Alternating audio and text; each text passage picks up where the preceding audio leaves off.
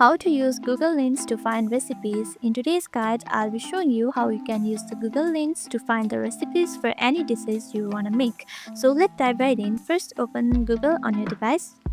Now once you are in, tap on this Google Lens right here and just place the camera on the screen like this on the image you want and just hit search from here. Now once you do that, you will see the ingredients and you will see how to make it like this. You will get many options like this.